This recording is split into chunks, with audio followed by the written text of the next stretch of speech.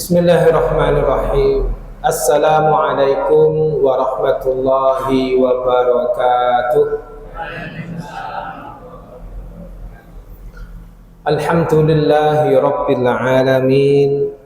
Nahmaduhu wa nasta'inuhu wa nastaghfiruh. Wa na'udzu bihi min syururi anfusina wa min sayyiati a'malina. Man yahdihillahu fala mudilla lahu ومن يضلل فلا هادي له أشهد أن لا إله إلا الله وحده لا شريك له وأشهد أن محمدا عبده ورسوله اللهم صل وسلم وبارك على نبيك محمد وعلى آله وصحبه أجمعين ومن تبعهم بإحسان إلى يوم الدين أما بعد أوصيكم وإياي نفسي بتقوى الله فقد فاز المؤمنون المتقون وقد قال الله تعالى في القرآن الكريم بعد أن أعوذ بالله من الشيطان الرجيم يا أيها الذين آمنوا اتقوا الله حق تقاته ولا تموتن إلا وأنتم مسلمون. Ibu-ibu dan bapak-bapak serta saudara-saudari yang dicintai Allah Subhanahu wa ta'ala, alhamdulillah pada pagi hari ini Allah Subhanahu wa ta'ala memperkenankan kita untuk bermajlis di masjid yang kita cintai ini.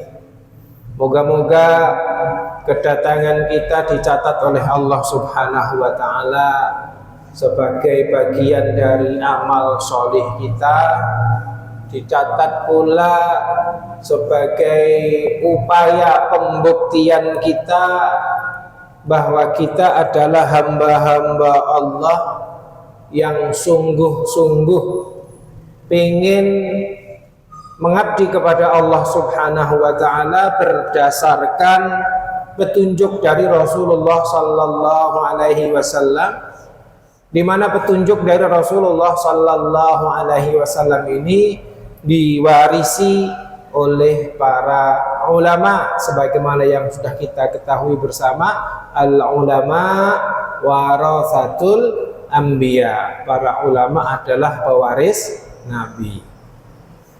Hadirin yang berbahagia, kemudian sholawat dan salam semoga senantiasa Allah limpahkan kepada Nabi kita Nabi Muhammad sallallahu alaihi wasallam, juga untuk ahlul bait, para sahabat dan seluruh pengikut beliau hingga akhir zaman.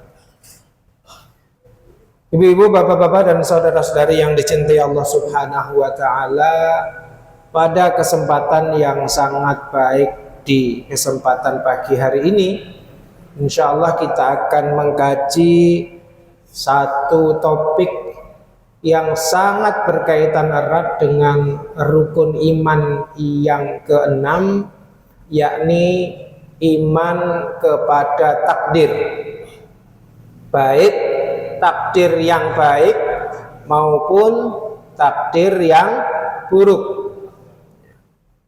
Wa tu'mina bil qadari khairihi wa syarrihi. Ibu-ibu, bapak-bapak dan saudara-saudari yang dicintai Allah Subhanahu wa ta'ala, ketika Rasulullah sallallahu alaihi wasallam mengajarkan kepada kita tentang rukun iman, di mana rukun iman yang keenam adalah beriman kepada takdir yang baik dan yang buruk, sebenarnya itu beliau mengajari untuk memandang takdir dari perspektif hamba, perspektif masyarakat awam. Kenapa dikatakan seperti itu? Karena sebenarnya takdir Allah Subhanahu wa ta'ala itu tidak ada yang buruk, semuanya baik. Bahkan perkara-perkara atau takdir-takdir yang menyakitkan, takdir-takdir yang menyedihkan, itu sejatinya juga takdir yang baik. Karena Allah Subhanahu wa ta'ala adalah Al-Alimul Hakim, yang maha mengetahui dan yang maha bijaksana. Artinya ketika Allah Subhanahu wa ta'ala menakdirkan sesuatu untuk kita, itu pasti karena Allah tahu siapa kita. Allah tahu bahwa kita mampu menanggung takdir tersebut. Bahkan lebih dari itu, Allah bijak. Allah tahu hikmah di balik ditakdirkannya berbagai macam perkara pada diri kita. Tinggal kitanya yang berusaha untuk memetik hikmahnya atau tidak. Nah, agar kita dapat memetik hikmah dari semua takdir Allah Subhanahu wa ta'ala, baik yang baik maupun yang buruk, nah kita tetap menggunakan bahasa itu karena memang umumnya orang merasakan sebagian dari apa yang ditakdirkan oleh Allah Subhanahu wa ta'ala sebagai sesuatu yang tidak nyaman, tidak enak, menyedihkan, bikin gelisah dan lain sebagainya, ya. Umumnya dianggap sebagai takdir yang buruk, ya. Tapi kalau kita belajar untuk ridho kepada Allah Subhanahu wa ta'ala, maka insya Allah pelan-pelan kita akan dapat menyatakan dalam diri alias mengakui bahwa takdir Allah itu ternyata semuanya baik buat kita. Bahkan yang paling pahit sekalipun. Napa sing paling pahit? Ada yang lebih pahit dari nuwun sewu kematian? Para mujahidin di Palestina baru saja ditinggal syahid, ya, kabarnya seperti itu. Salah satu pimpinan mereka. Apakah itu takdir yang buruk atau takdir yang baik? Mungkin ada yang mengatakan itu takdir yang baik, ada juga yang mengatakan itu takdir yang buruk, ya. Karena dikatakan buruk karena bisa, ya, membuat mereka-mereka yang sedang berjuang jadi down, ya, jadi semangatnya turun begitu, ya, kan jadi buruk itu. Tetapi sebenarnya kalau itu bisa disikapi dengan ridho, pertama-tama ridho itu apa? Bahasa Jawane lilo, narimo ing panduming Allah Subhanahu wa ta'ala. Nah, itulah kunci dari bagaimana kita bisa menyikapi takdir Allah Subhanahu wa ta'ala. Dan keridhaan kita kepada Allah Subhanahu wa ta'ala, di mana salah satunya adalah ridho kepada takdir. Wah, apa ada Ustaz selain ridho kepada takdir? Ada, ya. Ridho kita kepada Allah Subhanahu wa ta'ala meliputi memang yang pertama ridho kepada takdir. Dan yang kedua adalah ridho kepada apa-apa yang diputuskan, disyariatkan oleh Allah Subhanahu wa ta'ala, ya. Ini dua-duanya, baik yang berkenaan dengan kejadian kauniyah kita wajib ridho, yang berkenaan dengan syariat Allah Subhanahu wa ta'ala kita juga harus ridho. Kalau kita bisa ridho dalam apa yang diputuskan oleh Allah Subhanahu wa ta'ala menjadi bagian dari syariat kita. Juga kita ridho kepada keputusan-keputusan Allah bahwa ini adalah perkara-perkara yang menimpa kita, baik yang baik maupun yang buruk. Kita ulangi lagi seperti itu ya. Maka kita sudah masuk menjadi orang yang ridho kepada Allah secara utuh. Dan siapa-siapa yang ridho kepada Allah secara utuh, berusaha untuk ridho kepada Allah secara utuh, maka mari kita ingat, mari kita baca beberapa ayat yang Allah Subhanahu wa ta'ala menyebut tentang orang-orang ini. Misalnya, a'udzubillahi minasyaitonir rajim, was-sabiqunal awwaluna minal muhajirina wal ansari walladzina ittaba'uuhum bi ihsanin radhiyallahu anhum wa radu anhu. Saya potong sampai di situ. Oh, dilanjutkan lah ya. Wa a'adda lahum jannatin tajri tahtahal anharu khalidina fiha abada. Dzalikal fawzul azim. Surat At-Taubah ayat yang ke-100. Orang-orang yang pertama-tama dan bersegera. Maksudnya pertama-tama dan bersegera untuk apa? Pertama-tama dan bersegera menyambut seruan Islam, memeluk apa yang dibawa oleh Rasulullah Sallallahu Alaihi Wasallam. Minal muhajirina wal ansor, dari kalangan muhajirin dan ansor. Ya, kita perlu melihat sebenarnya nanti ya, bagaimanakah perjalanan hidup para sahabat muhajirin dan juga para sahabat ansor. Kemudian dilanjutkan oleh Allah Subhanahu wa ta'ala, walladzina ittaba'uuhum bi ihsan, dan orang-orang yang mengikuti mereka dengan baik. Allah Subhanahu wa ta'ala lanjutkan lagi, radhiyallahu anhum, Allah Subhanahu wa ta'ala ridho kepada mereka dan mereka pun ridho kepada Allah.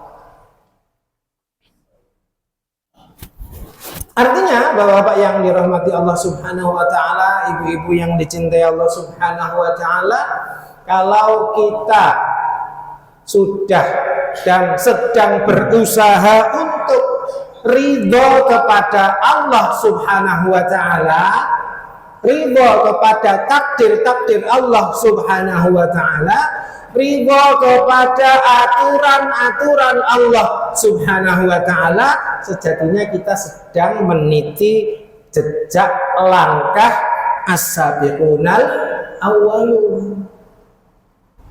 Dengan kata lain, kalau kita tidak mengupayakan ridho kepada Allah, ridho kepada takdir-takdir Allah, ridho kepada aturan-aturan Allah, berarti kita sedang tidak meniti jejak langkah mereka.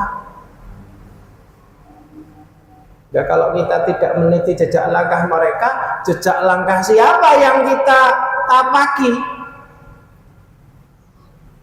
Ojo-ojo ya, subulus syayapin ya, jalan-jalan setan. Karena memang hanya ada dua golongan, auliyaur rahman dan auliyaus syaitan. Wali-wali Allah, wali-wali setan. Para wali Allah berjalan di satu jalan, jalan yang lainnya berarti jalan-jalan setan. Untuk itu mari kita belajar untuk ridho kepada takdir-takdir Allah dan aturan-aturan Allah Subhanahu wa ta'ala. Karena memang mau tidak mau, kalau kita ingin mendapatkan apa yang dijanjikan oleh Allah Subhanahu wa ta'ala bagi as-sabiqun al-awwalun dari kalangan muhajirin dan ansor, ya kita mesti mengikuti jejak langkah mereka. Apakah yang dijanjikan oleh Allah Subhanahu wa ta'ala? Tadi sudah kita baca, wa a'adda lahum jannatin tajri tahtahal anharu khalidina fiha abada. Yang akan diberikan oleh Allah Subhanahu wa ta'ala bagi mereka adalah jannat, taman-taman surga, yang mana di bawahnya mengalir sungai-sungai dan mereka tinggal di dalamnya selama-lamanya. Dzalikal fawzul azim, itulah kesuksesan yang paling besar. Masya Allah. Ini kita juga diajari, diberitahu oleh Allah Subhanahu wa ta'ala tentang apa itu al-fawz, apa itu kesuksesan. Kesuksesan yang paling besar, kesuksesan yang sejati adalah ketika seseorang masuk atau dimasukkan oleh Allah Subhanahu wa ta'ala ke dalam jannah, ke dalam taman-taman surga. Kesuksesan apapun kalau tidak diakhiri dengan sukses yang sejati ini, sejatinya bukan kesuksesan. Maka dari itu, Bapak Ibu saudara-saudari yang dicintai Allah Subhanahu wa ta'ala, mari kita berupaya agar kita sukses. Yang nomor satu diperhatikan adalah sukses di akhirat nanti, yakni dimasukkan oleh Allah Subhanahu wa ta'ala ke dalam jannah. Setelah itu baru sukses-sukses yang lain, termasuk sukses di dunia. Dan orang-orang yang sukses di dunia, kalau kita membaca sejarah Islam, tentu saja mereka adalah para sahabat dari kalangan as-sabiqun al-awwalun minal muhajirin wal ansar. Mereka secara dunianya juga sukses. Ada yang sukses sebagai pemimpin dunia Islam, sahabat Abu Bakar As-Siddiq, sahabat Umar bin Khattab, sahabat Utsman bin Affan, sahabat Ali bin Abi Thalib. Ada yang sukses menjadi jenderal perang, Khalid bin Walid, Amru bin Al-As, dan juga sahabat-sahabat yang lainnya.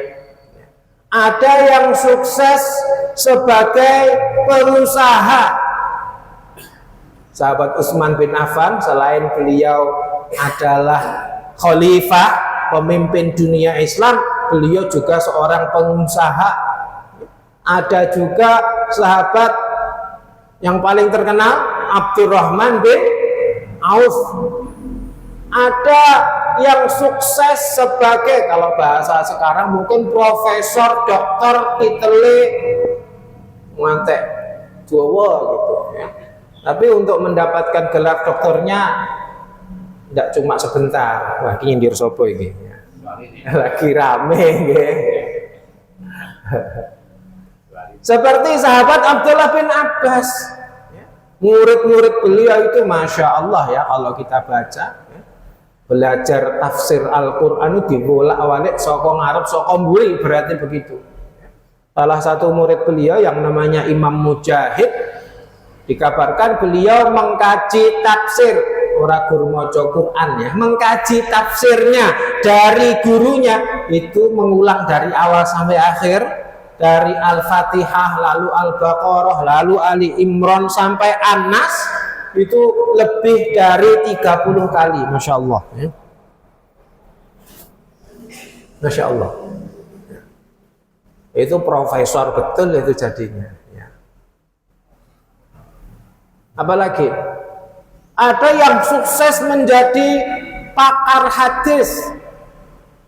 Sahabat Abu Hurairah radhiyallahu anhu, beliau hanya tinggal bersama Rasulullah selama 4 tahun, tapi menjadi orang yang hadisnya paling banyak. Ada yang sukses, ada yang sukses lagi menjadi seorang yang zuhud, orang peduli dunia demi mengejar akhirat. Seperti sahabat Abu Dzar, itu yang paling terkenal di antaranya. Dan sahabat-sahabat yang lain dengan kesuksesan yang beragam, yang mana mereka semuanya tahu dan menyadari dan mengejar kesuksesan yang sejati, yakni kesuksesan di akhirat untuk mendapatkan jannah dari Allah Subhanahu wa ta'ala. Nah, kalau kita perhatikan kehidupan mereka, kita dapati mereka adalah sosok-sosok yang pertama-tama ridho kepada apa yang diputuskan oleh Allah Subhanahu wa ta'ala. Ya. Tidak ada ceritanya kita dapati mereka berkeluh kesah tentang takdir Allah Subhanahu wa ta'ala. Mereka selalu menerima, ya, selalu mengucapkan alhamdulillahi rabbil alamin atau alhamdulillahi ala kulli halin atau alhamdulillah ala kulli hal, ya. Kalau sesuatu yang baik atau dianggap baik, alhamdulillahi rabbil alamin atau alhamdulillahi ala kulli ni'mah, ya. Kalau sesuatu yang dianggap kurang baik atau tidak baik, karena kadang-kadang untuk bisa memetik hikmahnya itu butuh waktu. Tidak semua orang pas ditimpa musibah langsung menyadari ini adalah takdir yang tidak baik yang aku sudah diukur oleh Allah Subhanahu wa ta'ala bakal mampu untuk menjalaninya, bakal dapat memetik hikmah-hikmahnya, bakal meningkat derajat keimanan dan nanti di akhirat derajat surganya. Tidak semua orang akan langsung mampu seperti itu, ya. Makanya oleh Rasulullah Shallallahu Alaihi Wasallam diajari kalau sedang ditimpa sesuatu yang kurang baik, ya, belajar ridhonya, sinaulilone adalah dengan mengucapkan alhamdulillahi ala kulli halin, ya. Innalillahi wa inna ilaihi raji'un. Terus alhamdulillahi ala kulli halin, ya. Kita semuanya adalah milik Allah dan hanya kepada Allah kita kembali. Segala puji bagi Allah untuk semua keadaan. Semua keadaan bahkan termasuk keadaan yang terburuk dalam pandangan manusia sekalipun. Nah, berikutnya yang tak kalah penting setelah kita menyadari bahwa ini saya sedang mendapatkan kondisi yang kurang baik atau tidak baik, berat, sulit, ya. Setelah kita ridho kepada Allah Subhanahu wa ta'ala, ridho kepada takdir Allah Subhanahu wa ta'ala, maka langkah yang selanjutnya sebagai seorang muslim adalah dengan melihat dalam kondisi seperti yang saya dapati dan saya rasakan ini, apa yang harus saya lakukan menurut petunjuk dari Allah Subhanahu wa ta'ala. Setelah ridho kepada takdir, apa? Apakah ya wis ngene wae, ora usah usaha apa-apa, atau kita mesti berusaha mengubah kondisi yang kurang baik ini menjadi kondisi yang lebih baik. Misalnya kerugian dalam ekonomi, mulih ke pasar, pasare sepi. Alhamdulillahi ala kulli hal. Kan pertama-tama ngaten nggih, harus alhamdulillahi ala kulli hal. Setelah itu apa? Apakah ya wis sesuk sing penting budal neh. Ndak usah melakukan apapun, tidak melakukan upaya-upaya mengkaji ini kenapa kok pasarnya sepi, ya. Ada trik-trik kah, ya? Ada resep-resep kah supaya pasarnya jadi rame lagi, misalnya. Itu kalau kasusnya dalam perpasaran atau perekonomian, ya. Kasus-kasus yang lain juga seperti itu. Yang pasti Bapak Ibu saudara-saudari yang dicintai Allah Subhanahu wa taala, Allah Subhanahu wa taala sudah mengingatkan juga kepada kita bahwa innallaha la yughayyiru ma bi qaumin hatta yughayyiru ma bi anfusihim. Sesungguhnya Allah tidak mengubah kondisi suatu kaum sampai mereka mengubah kondisi diri mereka sendiri. Artinya ridho kepada Allah itu bukan berarti kita tidak boleh mengupayakan aksi-aksi untuk mengubah kondisi dari kondisi yang tidak baik menuju kepada kondisi yang lebih baik. Dan ini meliputi semua bagian, semua aspek kehidupan, ya. Aspek ilmu, misalnya, itu materi ridho kepada takdir Allah. Aku saiki takdirku wong sing ora pati pinter. Alhamdulillahi ala kulli halin. Wis tak tompo. Sesuk budal ngaji apa ora? Aku wis ridho ora apa-apa, aku dadi wong sing ora pati pinter. Wis alhamdulillah ora budal ngaji klentu niku. Ya. Kenapa kok keliru? Karena perintah Allah itu bukan hanya ridho. Allah juga memerintahkan kita untuk tafaqquh fiddin, untuk belajar. Setelah selesai mengerjakan sholat,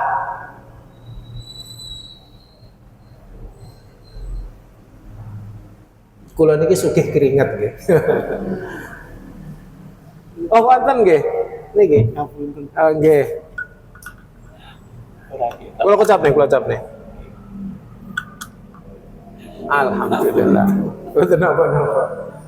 Kudu ridho terus usaha. Orang kok ridho berarti orang usaha. Nggih. Baik. Tadi sampai di yang masalah ilmu, nggih. Kalau tidak berusaha, aku harus ridho kok, orang usah usaha, ya keliru itu. Harus ada usaha.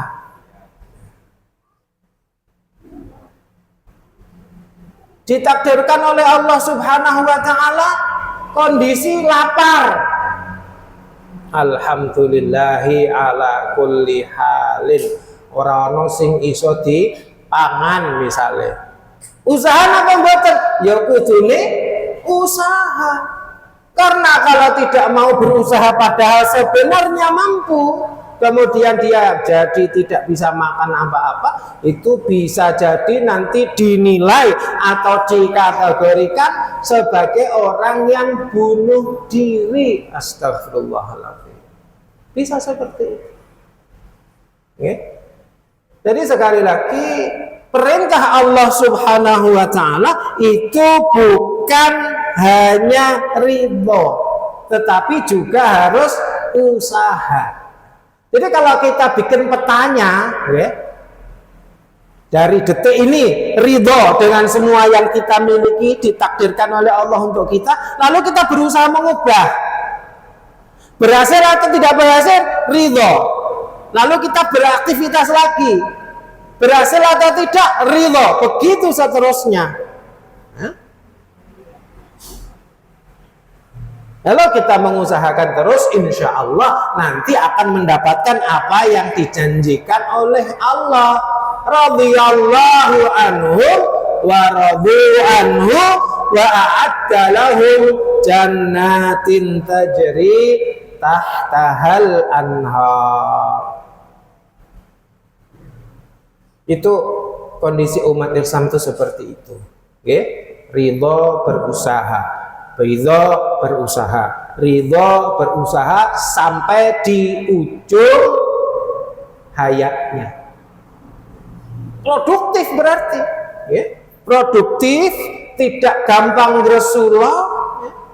Insya Allah juga tidak mudah stres, tidak merasa terbebani ketika belum sukses, karena tahu ini adalah bagian dari takdir Allah yang saya harus ridho. Alhamdulillah, setelah itu saya berusaha lagi, memikirkan bagaimana supaya lebih sukses lagi dunia akhiratnya, usaha, ridho lagi, begitu seterusnya.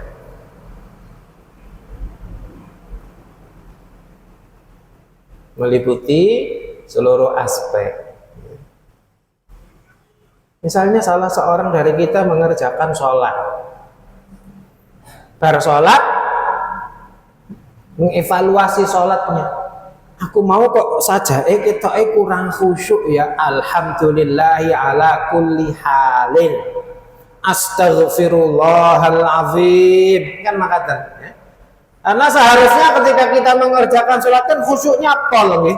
Nilai khusyuknya harusnya 100. Ning jarang-jarang ono manungso sing iso sholat nilai khusyuke 100 niku jarang. Di zaman sahabat saja ngendikane Rasulullah sallallahu alaihi wasallam, ada di antara kalian yang sholatnya nilainya kekhusyuannya itu setengah, berarti 50%. Ada yang sepertiga, ada yang seperempat, ada yang 1/10. Ya kalau sholatnya itu 10 menit, bagian khusyuknya 1 menit.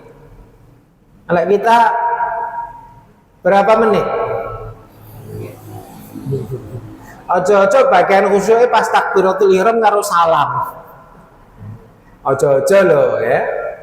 Bisa jadi batal apa batal Ustaz? Sholatnya orang yang seperti itu mboten ya, asalkan seluruh syarat rukun sholat dipenuhi, dikerjakan dengan baik, maka sholatnya sudah sah.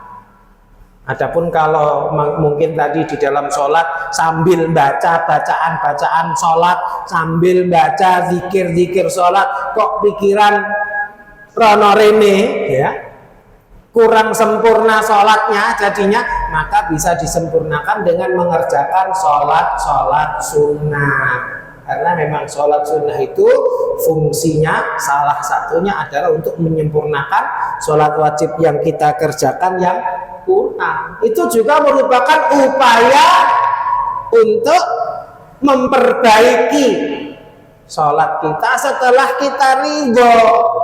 Alhamdulillah ala kulli hal, astaghfirullahaladzim. Ning aku yo isim kepada Allah Subhanahu wa taala, diperintahkan untuk bersyukur dalam wujud sholat. Sedina sewengi nek dijumlah orang nganti sak jam wae kok ya ora iso fokus.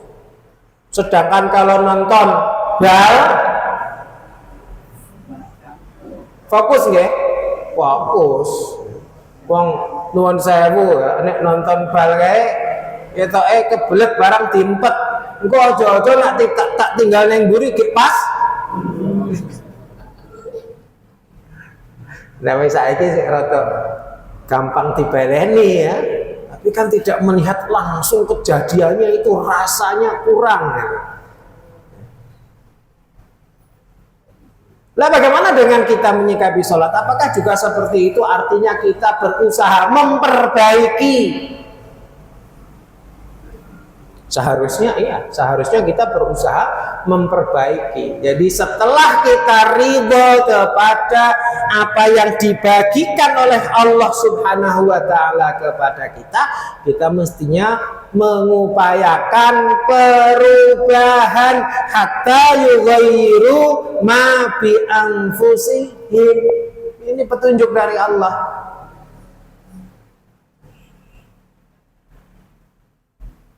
Oke?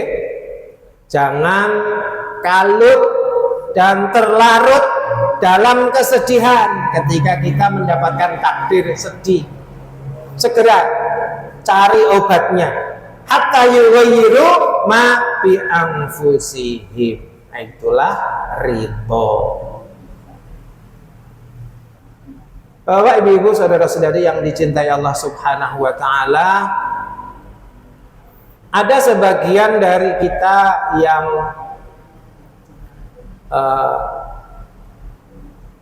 kurang tepat ya, lebih tepatnya kurang tepat di dalam menggunakan istilah, karena istilah ridho ini kadang-kadang jumbuh dengan istilah ikhlas. Tadi kan sudah kita sampaikan, kita kaji bahwa ridho itu kalau dalam bahasa Indonesia atau bahasa Jawanya rela atau lilo, ya, rela atau lilo. Kejumbuhannya adalah dengan salah satu amal Islam juga. Apa itu? Ikhlas. Itu sosok jumbuh. Makanya walaupun tidak berhubungan secara langsung, saya angkat supaya kita betul-betul menyadari mana yang ridho dan mana yang ikhlas. Apa bedanya ridho dengan ikhlas? Kalau ridho itu lilo tadi, rela hati. Termasuk ketika kita memberi sesuatu kepada saudara-saudara kita, itu bahasa yang tepat adalah rela, lilo. Misalnya, iki tak wai sakmene iki aku lilo, aku ridho. Kurang tepat kalau kita katakan aku ikhlas. Ini kalau kita kembali kepada bahasa yang dipakai oleh Allah Subhanahu wa taala di dalam Al-Qur'an. Dijelaskan oleh Rasulullah Sallallahu Alaihi Wasallam dalam hadis-hadis. Karena ikhlas itu artinya lillahi ta'ala. Kalau lilo atau ridho atau rela itu bisa dilihat oleh orang lain, karena urusannya ya, kalau pemberian dengan orang ya urusannya dengan pemberian tadi ya. Sedangkan keikhlasan itu yang tahu hanya Allah Subhanahu wa ta'ala. Ridho bisa diucapkan, bahkan dalam transaksi jual beli ridho harus diwujudkan dalam wujud ijab dan qabul. Jual beli itu harus antarodin, sama-sama ridho, podo-podo lilo. Aku jual barang ini harga segini, oke, aku beli barang itu harga yang sudah disebut tadi. Nikah itu juga sama-sama ridho, kan ijab dan qabul. Itu lilo. Apa ada ustaz orang yang melakukan transaksi jual beli, atau orang yang menikah, atau orang yang melakukan sesuatu dia tidak ikhlas lillahi ta'ala, banyak. Ketoke lilo, ya. Tetapi sejatinya hatinya dia tidak ikhlas lillahi ta'ala, meniatkan amalnya bukan untuk mendapatkan keridhaan Allah subhanahu wa ta'ala. Betapa banyak orang yang mengerjakan sholat karena riya, ya. Pengen dilihat orang lain. Dan zaman sekarang ini yang namanya riya atau saudaranya sum'ah. Kalau riya itu ben didelok, nek sum'ah ini ben dirungokke. Itu sama-sama bertentangan dengan keikhlasan. Okay. Banyak sekali sekarang, apalagi medianya ya tambah banyak di HP itu. Kadang-kadang orang nggak merasa kalau dia sedang riya atau sedang sum'ah, pengen dilihat, pengen didengar. Kalau bahasanya anak-anak zaman sekarang, pengen mendapatkan validasi dari orang lain. Bahasa syar'inya riya atau sum'ah. Caranya apa? Sekarang nuwun sewu akeh banget wong sing sedang umroh. Nggih, ini cah nom-nom sing ngeruh nek bapak-bapak, mbuh ya aku bapak-bapak mengikuti napa mboten niki ya. Kagungan akun Instagram napa mboten? Mboten. Nonton TikTok napa mboten? Mboten nggih. YouTube nggih mboten. Alhamdulillah jenengan selamat, Pak, Bu, nggih. Lho bocah-bocah saiki ya ora gur bocah wong tuwek barang. Sedang umroh, tawaf, berusaha mencium Hajar Aswad, tangannya karo ngene nyekel HP. Pamer riak ben didelok wong liya. Terus sekarang banyak sekali yang seperti itu, berseliweran. Kalau ditanya apa ndak boleh saya berbagi, mengabarkan bahwa saya mendapatkan nikmat dari Allah subhanahu wa ta'ala, ya memang boleh, tapi itu nanti tipis sekali perbedaannya. Hati-hati ya. Nah jenengan jangan, nek zaman kita dulu, kita koyo aku wis tuwek banget nggih. Foto-foto nek zaman kita dulu nggih ta. Jenengan pas bidal umroh nika foto-foto napa mboten? Nggih napa niku foto-fotone? Tutuhne karo keluarga, karo kanca nek aku wis tau teko Mekah, munggah Bukit Arafah, ora wayahe munggah Bukit Arafah.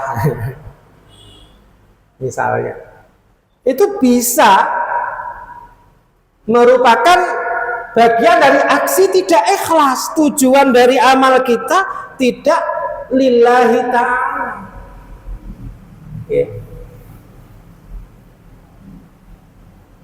Baca Quran ya, dipamerke ning WA lho. Udah lagi ngopo iki? Alhamdulillah baru saja menyelesaikan one day one juice. Hati-hati. Ini juga bisa kemasukan riya atau sum'ah, ben dirungokke, ben terkenal kalau ini orang ikut program one day one juice.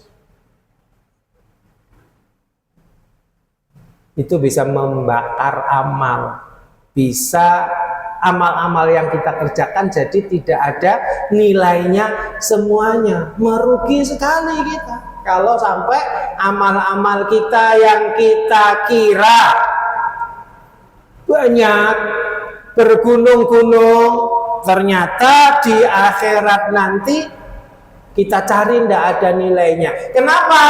Sudah terbakar oleh ketidakikhlasan, yakni riya ataupun sum'ah. Karena itu nek iso amal itu supaya ikhlas ya dijaga betul, disembunyikan betul. Kalau pesannya para ulama dulu, wong kuwi nek ikhlas, atau bagaimana kita melihat suatu keikhlasan pada diri seseorang adalah ketika ia berusaha menyembunyikan amalnya sebagaimana dia berusaha menyembunyikan dosa dan kesalahannya. Nuwun sewu, napa wonten sing pamer dosa? Wonten ta? Pamer kesalahan? Lagi apa ini? Alhamdulillah ya. Astagfirullah, aku baru ya sukses korupsi. Apa wonten sing pamer wonten niku? Pasti tidak ada, pasti disembunyikan. Nah, kata para ulama, supaya terjamin amal kita kerjakan dengan ikhlas, kita sembunyi. Bahkan nuwun sewu, zaman dulu ada ini saking ini agak unik prakteknya, okay?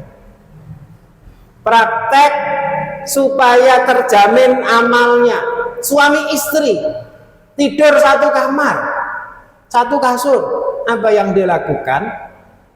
Si istri atau kadang-kadang si suami itu pura-pura tidur. Nah, kita pura-pura tidur ya bablasku ya. Pura-pura tidur, begitu terdengar hembusan nafas yang teratur, kan nafasnya orang yang tidur kali orang yang sadar benten nggih? Benten. Nah, pasanganku wis sare tenan iki. Terus dia ngindik-ngindik buka selimut ke kamar mandi, wudu, lalu sholat. Jadi sholat malamnya, sholat sunnahnya tidak pengen diketahui oleh teman tidurnya. Masya Allah. Kenapa kok sampai seperti itu? Menjaga keikhlasan supaya hanya Allah yang menjadi tujuan. Hanya ridha Allah yang diharap-harapkan. Bahkan untuk dipuji pasangan, weh bojoku solih tenan, bojoku solihah tenan, wae ora. Biar Allah yang menilai. Nanti kalau ada gerakan koyok tangi begitu, pasangannya bangun gitu, apa yang dilakukan? Pura-pura tidur. Saking pengen menjaga keikhlasan lillahi ta'ala. Tapi memang ada nggih bapak-bapak khususnya amalan-amalan yang tidak boleh dengan alasan aku wedi ora ikhlas terus ora dilakoni. Apa kuwi? Sholat jamaah, budal ngaji. Lan jenengan nek alasane aku wedi ora ikhlas, akad esok ora budal. Lah yo ndak bakal tambah ilmunya. Ya, aku wedi nek ora ikhlas, aku tak sholat ning omah wae. Ya, keliru. Amal-amal itu harus dikerjakan, keikhlasan diusahakan, karena semuanya perlu belajar, perlu proses. Nanti kalau kita mengupayakan, kalau kita memproses, kalau kita sadari kita pengen menjadi sosok-sosok yang ikhlas, mukhlisina lahuddin, dengan kemurahan Allah akan dimudahkan oleh Allah. Ora apa-apa loh, kalau sepanjang usia kita dari sejak balik sampai sekarang pinten jenengan? Anak sing swidak telu, wow, swidak telu padahal sudah 5. Maksudnya sudah telu nak dihitung karo hitungan Masehi, sudah 5 kalau hitungan Hijriah. Misalnya wis sinau ikhlas tenan ning urung iso-iso. Pas nanti entah di usia yang keberapa, di hari terakhir dia hidup, dia bisa betul-betul ikhlas lillahi ta'ala. Sukses itu. Walaupun ikhlasnya Gus hari terakhir. Ngendikane Kanjeng Nabi, innamal a'malu bi khawatimiha. Sesungguhnya amal-amal seorang hamba itu yang menjadi tolok ukur sukses berhasilnya adalah bagian akhirnya. Maka hari-hari kita yang harus kita pastikan terbaik adalah hari terakhir kita. Dan ini kan gak eruh. Hari terakhirnya kapan? Mergo gak eruh, maka ya setiap hari harus kita upayakan keikhlasan kita lillahi ta'ala. Kalau ternyata kita keliru, kalau ternyata kita jatuh, kalau ternyata kita mendapatkan bagian yang kurang baik, kembali ke pasal sebelumnya, ridho, harus narimo ing pandume Allah subhanahu wa ta'ala, lalu berusaha lagi, begitu seterusnya. Ridho, berusaha, ditambah ikhlas, ya. Dapat apa? Ridho, ya. Berusaha lagi dengan ikhlas lillahi ta'ala, dapat seberapa? Disyukuri, disabari, ridho, begitu seterusnya sampai di ujung kehidupan kita. Maka moga-moga kalau kita seperti itu, kita termasuk yang walladzina tabauhu bi ihsan, yang diridhoi oleh Allah subhanahu wa ta'ala, yang dimasukkan oleh Allah ke dalam jannahnya Allah subhanahu wa ta'ala. Tadi adalah as-sabiqunal awaluna minal muhajirina wal ansari, belum selesai, walladzina tabauhum bi ihsan, dan orang-orang yang mengikuti muhajirin dan ansar dengan ihsan, dengan sebaik-baiknya, menyadari betul prosesnya. Manusia itu memang penuh dengan kekurangan. Ini sudah berapa kali saya sampaikan di majelis ini, ya. Kalau kita berusaha, meskipun kita belum sampai, kita akan digolongkan oleh Allah sebagai orang yang sampai. Man talaba syahadata bi sidqin balaghahullahu manazila syuhada'i wa in mata ila firashih. Barang siapa yang menginginkan kematian sebagai syuhada bi sidqin, dengan sungguh-sungguh. Barang siapa yang ingin mendapatkan kemuliaan Islam harus dengan sungguh-sungguh.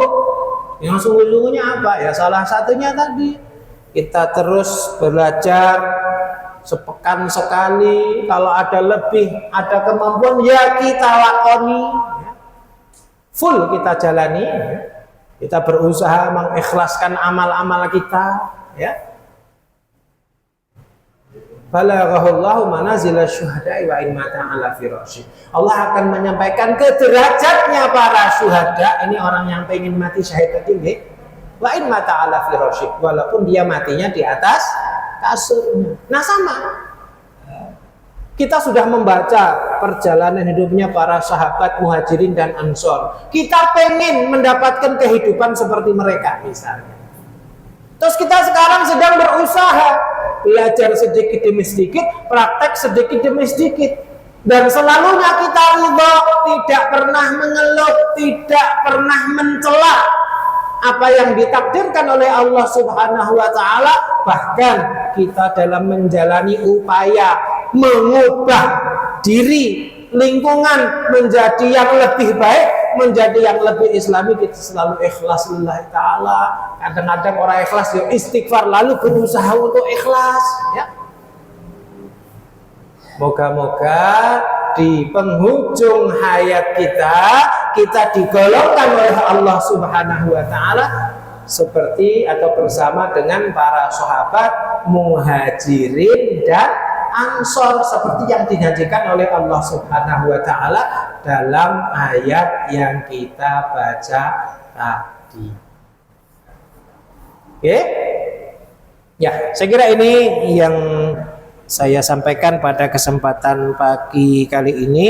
Padahal tadi rencananya mau baca beberapa ayat, tapi baru dapat satu. Tidak apa-apa. Alhamdulillahirabbil alamin. Moga-moga satu demi satu kalau kita pahami dengan baik ini ayat-ayat Allah ini, ya.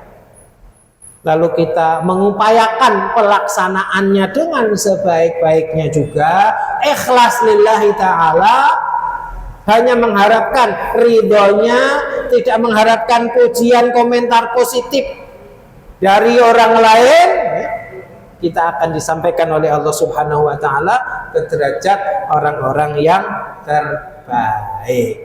Selanjutnya mari kita berdoa kepada Allah Subhanahu wa taala. Moga-moga Allah Subhanahu wa taala selalu membimbing kita, memberikan hidayahnya untuk kita, memberikan taufiknya kepada kita sehingga kita kelak semua mendapati husnul khotimah.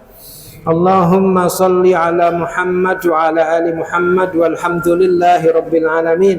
Allahumma ighfir lana walil mu'minina wal mu'minat wal muslimina wal muslimat al ahya'i minhum wal amwat innaka sami'un qaribun mujibud da'awat. Allahumma arinal haqqa haqqa warzuqna ittiba'ah wa arinal batila batila warzuqna istinabah.